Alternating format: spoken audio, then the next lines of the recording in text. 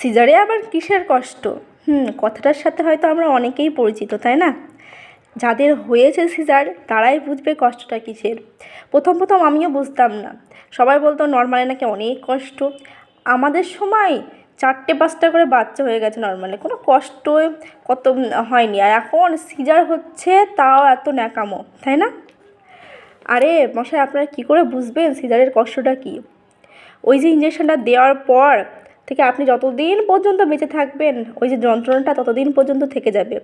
যেদিন হয়তো আপনার বাড়িতে একটু আত্মীয় আসবে, যেদিন হয়তো একটু কাজটা বেশি করতে হবে, সেদিন হয়তো আপনি সারাদিন কাজ করে যাবেন, আপনার কিচ্ছু মনে হবে না। যখন আপনি বিছানায় একটু শুবেন, ঠিক তখন উপলব্ধি করবেন যে কষ্টটা কী। আমি আমার হাজব্যান্ডের কাছে প্রেগনেন্সি অবস্থায় 6 মাস ছিলাম, তারপরে আমি শ্বশুরবাড়ি চলে যাই। হ্যাঁ, সেখানে গিয়ে আমাকে একটু কম খাটনি করতে হয়েছে। তারপরে যখন আমার বেবি হয়ে যায়, আমি 2.5 মাসে আমার মার বাড়ির থেকে চলে আসি। তো তারপরে টুকটাক আমাকে করতে হয়েছে।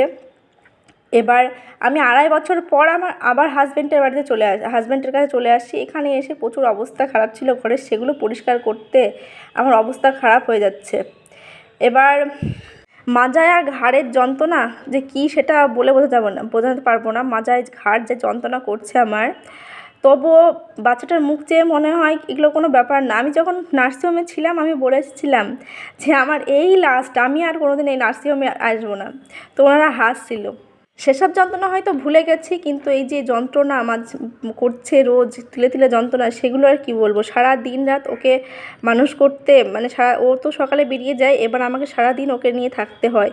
বাড়ির সব কাজ আমাকেই করতে হয়। বাচ্চার কিছু হলে আপনাকেই সুস্থ করে তুলতে হবে তাকে, কিন্তু কথাটাও আপনাকেই শুনতে হবে যে তোমার জন্যই জিনিসটা হলো।